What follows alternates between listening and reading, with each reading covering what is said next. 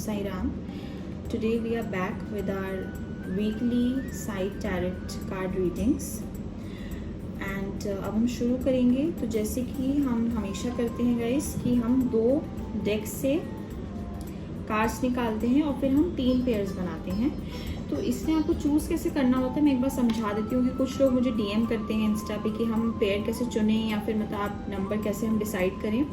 तो आपको करना ये होगा 1, 2 या 3 नंबर में से जो भी आपके माइंड में नंबर आ रहा है इस टाइम पे, आप वो नंबर को याद रखिए या फिर आप साईं से प्रे करिए कि 1, 2, 3 में से कौन सा मेरे लिए सही रहेगा इस वीक के लिए, क्या कौन सा नंबर है जो आपको या तो अट्रैक्ट कर रहा है उससे रिलेटेड पेयर देखिए, या आपको लग रहा है अरे मैं कोई चूज़ नहीं कर पा रहा है कर पा रही बाई चांस, तो you can also watch all the readings और आप तीनों को भी रिफ्लेक्ट कर सकते हैं, इससे रिलेटेड अपनी रिफ्लेक्शन ले सकते हैं फॉर दी अपकमिंग वीक। तो जैसे कि हमारे 2 डेक्स रहते हैं, हम फर्स्ट एक इस डेक से करते हैं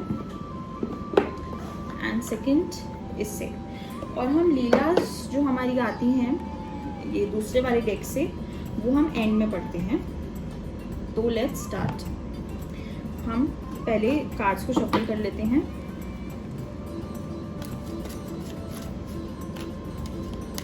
तीनों पेयर्स के लिए एक एक कार्ड दोनों डेक से निकलेगा।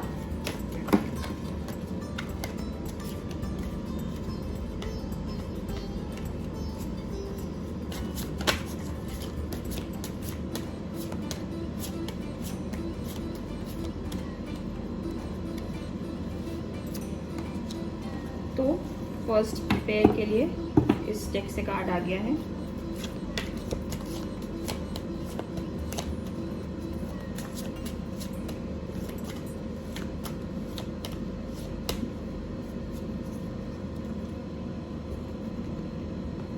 सेकेंड पेयर का भी कार्ड आ गया है एंड थर्ड पेयर के लिए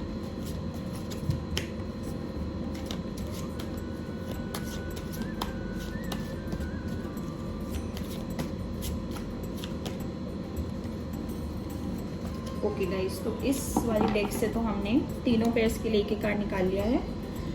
अब हम चलते हैं दूसरे डेक की तरफ। इसी डेक से हम एंड में लीलास पढ़ते हैं, तो आप वो लीलास भी ज़रूर सुना कीजिए।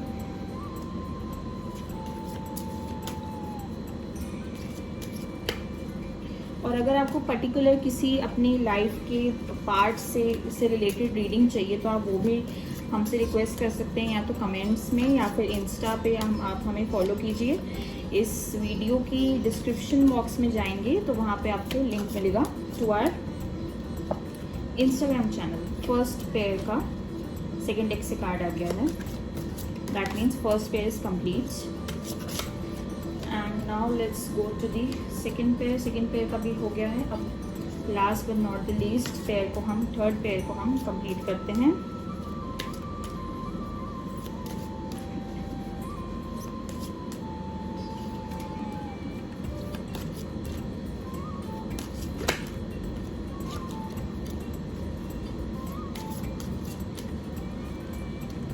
ओके गाइस, तो हमारे तीनों पेयर्स कंप्लीट हो गए हैं एंड अब हम शुरू करेंगे फर्स्ट पेयर की रीडिंग से। तो लेट्स सी उनके लिए इस वीक के लिए क्या है। तो फर्स्ट पेयर का फर्स्ट कार्ड है कंपैशन एंड दूसरा उनका कार्ड है ड्रीम्स। तो ये कार्ड काफ़ी अच्छा लग रहा है। ड्रीम्स ये है, I will communicate with you through dreams. इसमें साईं आपको कह रहे हैं कि he will communicate you through your dreams. ऐसा भी हो सकता है कि आपको इस वीक या फिर अभी आज मे बी आपको ड्रीम आए रिलेटेड टू साईं, या आपको पिछली वीक आया हो और कुछ आपको अपनी लाइफ से रिलेटेड कुछ लगा हो कि यू नो साईं कुछ कहना चाह रहे हैं या कोई मैसेज है, किसी और तरीके से भी वो आ सकते हैं। ज़रूरी नहीं है कि वो डायरेक्ट अपना फेस दिखाएं, हो सकता है कोई और चीज़ आपकी जो आ रही है ड्रीम में मे बी वो साईं हो या कुछ यू नो वो और तरीके से आए हो एंड वो कुछ आके ड्रीम में बताएंगे। तो वो कुछ यूज़फुल चीज़ आपके लिए होगी लाइफ में, कुछ भी हो सकती है, कुछ पर्टिकुलर चीज़ या तो वो अवॉइड करने को बोल सकते हैं या कोई चीज़ करने को कह सकते हैं, या कोई चीज़ आपके फ्यूचर में जो होने वाली है वो आपको बता सकते हैं। तो आपको इस टाइम अपनी ड्रीम्स पर थोड़ा ध्यान देना होगा कि आप किस तरीके की ड्रीम्स आ रही हैं, उसमें क्या है, उसके बारे में सुबह आप सोचिए उठ के। तो फर्स्ट पेयर का फर्स्ट कार्ड ये है। And second, compassion. Have compassion for those who are suffering and less fortunate than you, help someone in need today. तो वो ये कह रहे हैं साईं कि आपको कंपैशन रखना है इस वीक ही नहीं, हमेशा रखना चाहिए। एंड सेकेंडली वो ये कह रहे हैं कि जो तुम्हारे से लेस फॉर्चुनेट हैं, या तुमको लगता है तुम्हें रोड पे कोई दिख गया, या तुम्हें कुछ किसी के बारे में पता है जिसकी तुम हेल्प कर सकते हो, या कुछ तुम्हारे सामने सिचुएशन आ रही है जिसमें आपको लग रहा है कि अरे सामने वाले काफ़ी परेशानी में, दिक्कत में है, तो आप किसी भी तरीके से, not only in in terms of money नहीं कह रही मैं, in any terms, normal service भी कर सकते हैं, किसी को खाना भी खिला सकते हैं, किसी को डोनेट भी कर सकते हैं, किसी को भी आप, या अपने अगर आपके कोई घर में हाउस हेल्प वगैरह है उनकी कुछ मदद कर सकते हैं, किसी भी थ्रू जैसे आपको लगे। But you need to help someone. इस वीक आप किसी न किसी की हेल्प करेंगे, या आप खुद से इनिशिएटिव ले सकते हैं किसी को हेल्प करने की। तो फर्स्ट पेयर का कार्ड इज डन, एंड इसकी हम जो लीला है वो एंड में पढ़ेंगे। फिर चलते हैं सेकेंड पेयर की तरफ। ओके, सेकेंड पेयर का फर्स्ट कार्ड है यू आर द यूनिवर्स, अहम ब्रह्मास्मि। Explore the universe within you. And ये आप डिपिक्शन देख सकते हैं, बहुत अच्छी है। जो हमारे 7 चक्रास होते हैं वो बने हुए हैं, अर्थ है एंड सारी हमारी जो बॉडीज, या आप मान सकते हैं जो भी एनर्जीज होती हैं, हमारी ऑराज होती हैं, उन सब की डिपिक्शन बहुत अच्छी दी हुई है। तो बेसिकली साईं आपको यही कह रहे हैं कि explore the universe within you. आपके अंदर ही एक यूनिवर्स है। आपको जो अपनी लाइफ में सिचुएशंस आ रही हैं, या क्वेश्चंस जो आपके माइंड में आ रहे हैं, वो ऐसा नहीं कि आपको हमेशा कोई एक्सटर्नल हेल्प ही बताएगी, या कोई एक्सटर्नल कोई पार्ट ही आपको बताएगा, या हमेशा ही मतलब ऐसा होगा कि अरे आप आंसर्स ढूंढ रहे हैं। कभी कभी आपको अपने अंदर झांकना पड़ेगा फॉर दी आंसर्स। और वो आप कैसे कर सकते हैं, उसके अलग अलग तरीके हैं। You can pray to God, you can pray to Sai, you can also meditate, या सिर्फ आप एक बहुत ईजी चीज़ कर सकते हैं, आंखें बंद करके बस आपको कोई थॉट अपने माइंड में नहीं आने देनी, और आपको उस टाइम पे बस उन्हें पास होते हुए देखना है। मतलब you don't need to think about them, just let them come and go. तो इन चीज़ों के थ्रू भी आप अपने बारे में काफ़ी कुछ जान सकते हैं, या अगर आपकी कोई ऐसी डिसएडवांटेज है, मतलब कुछ ऐसी चीज़ है जो आपको आगे ग्रो करने से रोक रही है, वो चीज़ भी हट सकती है। एंड इसके थ्रू ही आप अपने आप को एक्सप्लोर कर पाएंगे। You can explore the universe within you. तो सेकेंड पेयर के लिए हम एक तरीके से कह सकते हैं कि इस वीक आपको थोड़ा कुछ पीसफुल, या थोड़ा मतलब कि केओस से दूर जाके अपने आप से थोड़ा कनेक्ट करने की कोशिश करनी है। एंड सेकेंड पेयर का सेकेंड कार्ड है hard work diligently and you will be rewarded. तो अब आपके सेकेंड पेयर आपके लिए हम ये कह सकते हैं, जो सबको साइंस इस हफ्ते के लिए कह रहे हैं, वो ये फर्स्टली कह रहे हैं कि एक तो आपको you have to explore the universe within you. Okay, secondly वो ये भी कह रहे हैं कि वर्क हार्ड। तो अगर आप जैसे आप कहीं वर्क करते हैं, या आप स्टूडेंट हैं, या जो भी आपकी लाइफ में अभी सिचुएशन है, जैसे भी आपका ऑक्यूपेशन है, तो कहा जाए तो पर्सनली मतलब हार्ड वर्क बहुत इंपॉर्टेंट है हर इंसान के लिए, वो चाहे कुछ भी करता हो तो हार्ड वर्क करेंगे आप, जब डिलीजेंटली आप वर्क करेंगे, जैसे इस ड्राइंग में हो रहा है कि they are working hard, and तभी उन्हें उसके फ्रूट्स मिलेंगे, तभी उन्हें उसके रिवॉर्ड्स मिलेंगे। क्योंकि ऐसे ही लाइफ चलती है, जब हम किसी चीज़ में अपना एफर्ट्स डालते हैं तभी हमें उसके रिवॉर्ड्स मिलते हैं। जो एफर्ट्स हैं हमारे, that is our hard work. तो सेकेंड पेयर के लिए हम ये कह सकते हैं कि इस week you also need to be somewhat calm and peaceful, and also you need to keep working hard। पर उसमें आपको ध्यान रखना है कि आपको अपना भी मतलब you have to take care of yourself as well। आपको ओवर वर्क भी नहीं करना है। हार्ड वर्क का ये मतलब नहीं कि आप दिन रात you just keep working, ऐसा नहीं है। आपको अपने लिए मेडिटेशन का भी टाइम निकालना है, आपको अपने लिए टाइम, अपनी प्रेयर्स और सब चीज़ों के लिए भी टाइम निकालना है। तो सेकेंड और सेकेंड पेयर का जो हम लीला है वो एंड में पढ़ेंगे, तो stay tune till that time. अब हम थर्ड पेयर का करते हैं। तो थर्ड पेयर का फर्स्ट कार्ड है डिवाइन टाइमिंग, एंड साईं के पास आप देख सकते हैं इसमें क्या है। Okay, do not be disturbed, if something is meant for you it will definitely come to you. Okay, third pair हो सकता है मे बी आपने साईं से पूछा हो कि कोई पर्टिकुलर चीज़ के लिए अपनी लाइफ में कि अरे मुझे कब मिलेगी, या मुझे अपनी ड्रीम जॉब कब मिलेगी, या मैं कब इस चीज़ से बाहर निकल पाऊँगी, कुछ आप चीज़ मांग रहे हो मे बी, या कुछ चीज़ आप चाह रहे हो कि मेरे साथ हो। तो आपको यहाँ पे साईं ये बताना चाह रहे हैं कि ज़्यादा इसके लिए टेंशन लेने की ज़रूरत नहीं है, ज़्यादा डिस्टर्ब्ड अपनी लाइफ में डिस्टर्बेंस क्रिएट नहीं करनी है थर्ड पेयर को। और जो भी चीज़ अगर तुम्हारे लिए है तो that will obviously come to you, but वो एक डिवाइन टाइमिंग पे आएगी। डिवाइन टाइमिंग यानी जो साईं ने आपके लिए टाइम चुना है उस चीज़ को लाइफ में आपके लाने के लिए, उसी टाइम पे ही वो आएगी, उससे पहले या उसके बाद नहीं, एकदम परफेक्ट टाइमिंग पे आएगी। ओके, जैसे अगर आप ये वीडियो भी देख रहे हैं तो इस टाइम पे ये डिवाइन टाइमिंग की है, ऐसी इन्होंने क्रिएट की है साईं ने सिचुएशन कि आप ये वीडियो देखें। और ऑब्वियसली वो चाहते हैं आपसे भी जुड़ना ना, इसीलिए वो आपको ये वीडियो मिली, आप ये मैसेजेस सुन रहे हैं, तो related something related to that. तो वो बेसिकली यही कह रहे हैं कि डिवाइन टाइमिंग होती है हर एक चीज़ की जो इस दुनिया में होती है वो। तो बेसिकली ये है डिवाइन टाइमिंग, थर्ड पेयर का फर्स्ट कार्ड। अब हम थर्ड पेयर का सेकंड कार्ड देखते हैं। ओके, तो ये card even I have seen it for the first time, the fool. आप फोटो देख सकते हैं। Do not be fooled by false gurus, trust in Baba. तो गाइस मैं जस्ट एक चीज़ बोलूँगी, कभी कभी क्या होता है कि हम थोड़ा इंसान थोड़ा भटक जाते हैं एकदम से, जब हमारी लाइफ में कुछ सिचुएशंस आती हैं ऐसी जिसमें हम डर जाते हैं, हमें लगता है कि वी नीड समबडी जो हमें जैसे लोगों को होता है कि गॉड दिख नहीं रहे हैं, या we can not talk to him directly. तो कुछ लोग थोड़ा सा ना एक फोल्ड हो जाते हैं बाय सम फॉल्स पीपल, या फॉल्स पीपल नहीं कहेंगे, by some people who claim that they are gods, और they are something, they are enlightened या कुछ ऐसा। तो यहाँ पे साईं क्या कह रहे हैं, थर्ड पे के साथ मे बी ऐसा हो सकता है कि कुछ लोगों से आप फूल हो गए हो पास्ट में या फ्यूचर में, कुछ ऐसा आपके साथ अभी हो रहा हो प्रेजेंट में कि you might get fooled by somebody who is claiming to be somebody. तो इस कार्ड में बेसिकली इस जो थर्ड पे का सेकंड कार्ड है उसमें यही कहा जा रहा है कि do not be fooled by any false गुरु।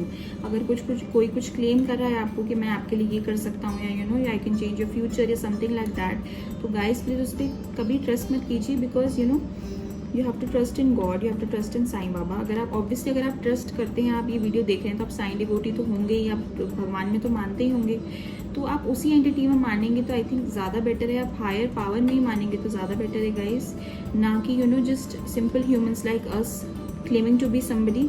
आप उनमें मानने की कोशिश करिए कि आप ना माने, because only Sai is real and he is only the real guru and real God.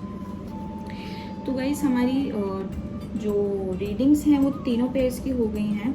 मैं एक बार आपको एंड में कार्ड्स भी तीनों पेयर्स के एक बार दिखा दूंगी, बट उससे पहले हम लीलास को रीड करेंगे एंड उनको समझेंगे, एंड उनको हमें ये कोशिश ये करना चाहिए उन लीलास को पढ़ के कि मॉडर्न डे में हम उनको अपनी लाइफ से मतलब एक तरीके से लिंक कर सकें, उन्हें समझ सकें कि हमारी जो गॉड है उनकी क्या पावर्स हैं एंड वो कैसे हम सबकी हेल्प करते हैं। तो वो एक हमारी को उससे भी लीला से भी हम काफ़ी जुड़ सकते हैं साईं से। ओके, तो हम फर्स्ट पेयर की रीडिंग से शुरू करते हैं कार्ड लीला से, that is for compassion.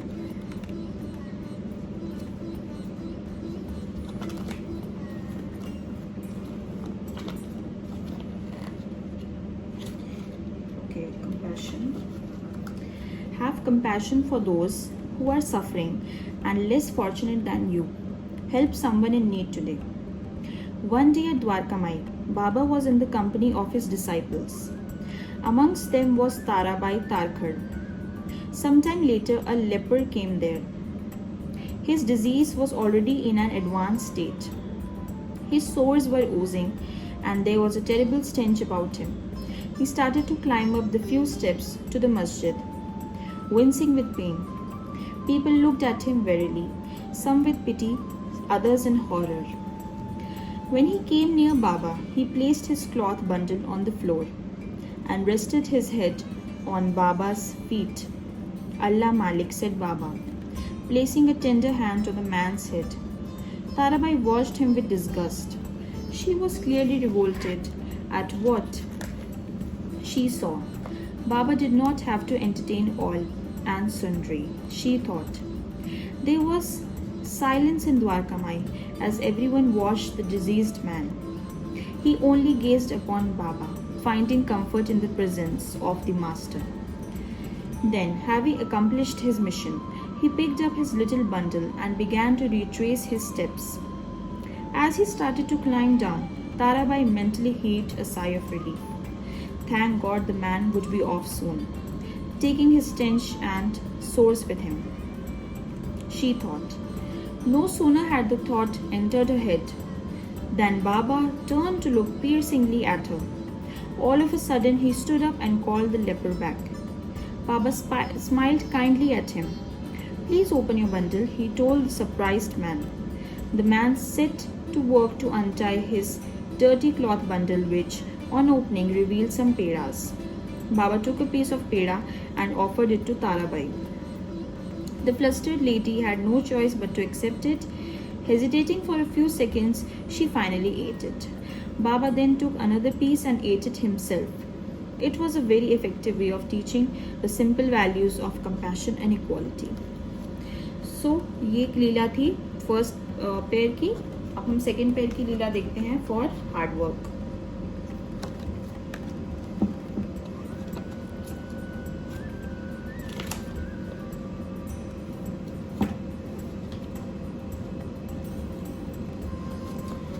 Hard work. Vasant owned a small farm and barely earned enough to live off it. One day he said to Baba, "You distribute money to so many people. I am so poor, but you don't give me anything." Baba replied, "But your farm has a pot of gold in it. Why do you want money?"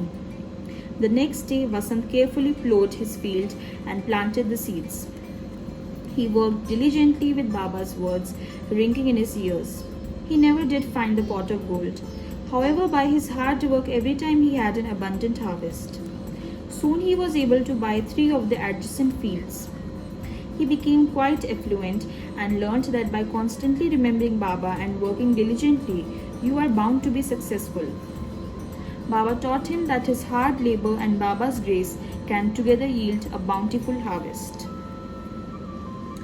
And last, third pair का लीला पढ़ते हैं the fool की.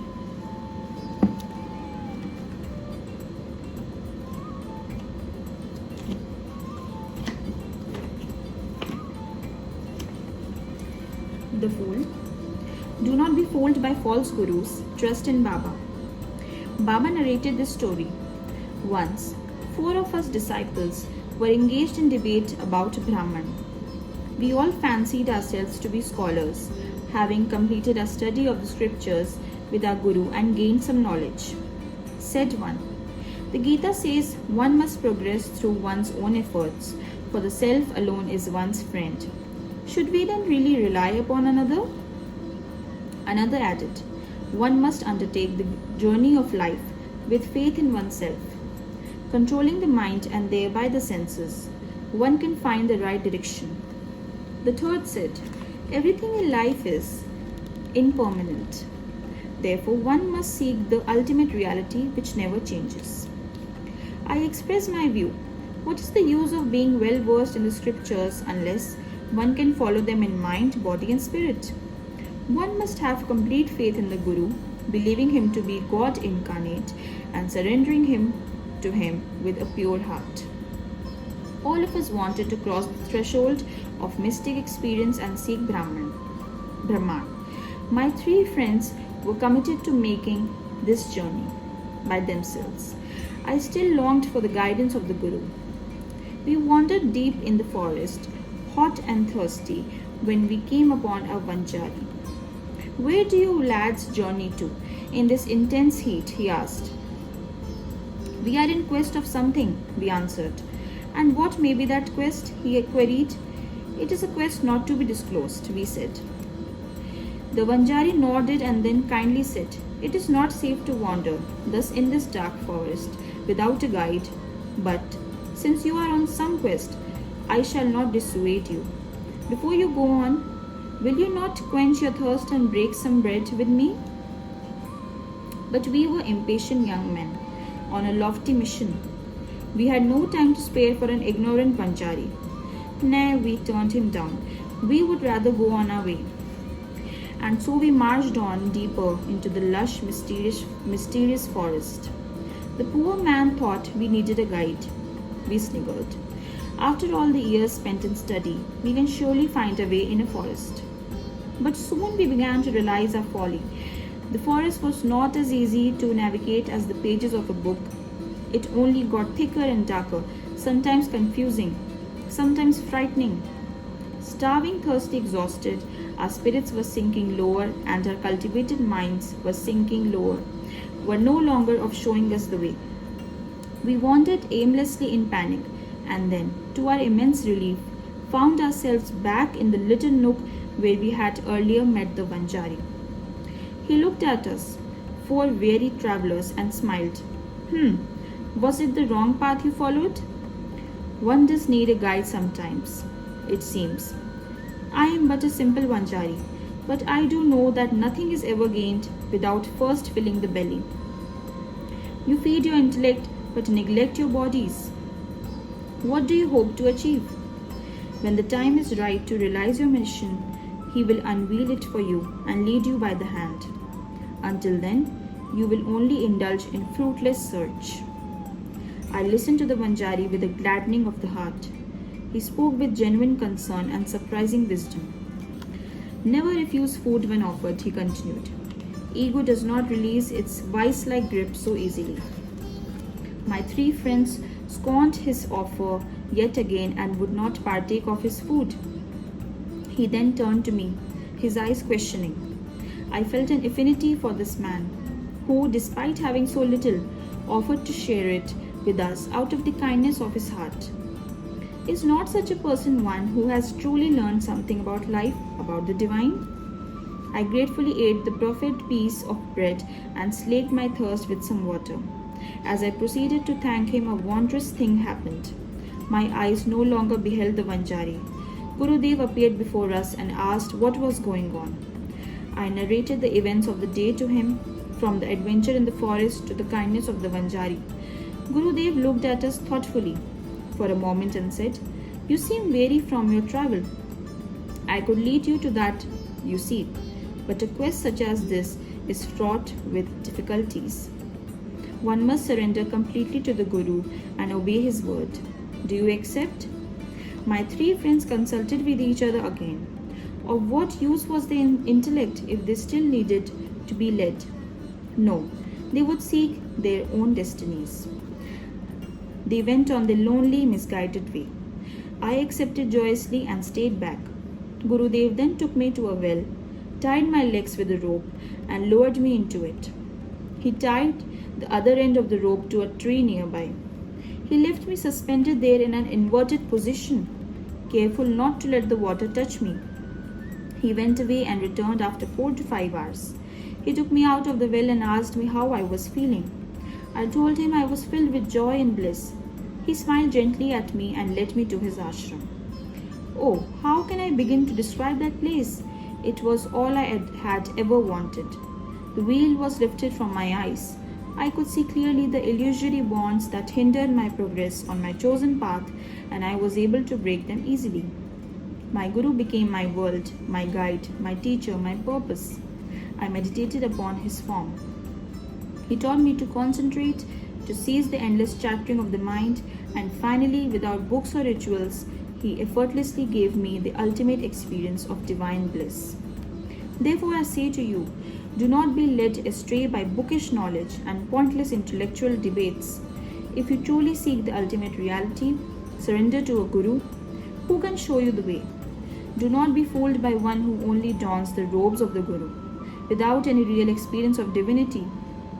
He will shower you with sweet, empty words, meaningless and shallow. Have faith in the one whose words touch your heart, who leads you without ego or attachment on the true path to Brahma Gyan. So guys, ये हमारी लीलास भी पूरी हो गई हैं and इस week की हमने रीडिंग भी कर ली है. एक बार मैं वीडियो एंड करने से पहले आपको तीनों पेयर्स के कार्ड्स दिखा देती हूँ. तो फर्स्ट पेयर के कार्ड्स हैं ड्रीम्स एंड कंपैशन. ये फर्स्ट पेयर है. सेकंड पेयर का first card you are the universe and hard work. उसके बाद है थर्ड पेयर, जिसका फर्स्ट कार्ड है divine timing and the fool. तो गाइस ये इस बार की रीडिंग थी, एंड आपको पसंद आई हो तो आप वीडियो को लाइक करिए और हमारे चैनल को सब्सक्राइब कीजिए, एंड अपने फैमिली एंड फ्रेंड्स के साथ भी, एंड साइन डिवोटीज जिनको भी आप जानते हैं उनके साथ ये शेयर कीजिए, एंड इवन हमारे इंस्टाग्राम को फॉलो कीजिए। सो अब हम नेक्स्ट वीक मिलते हैं। Thank you so much. Om Sai Ram.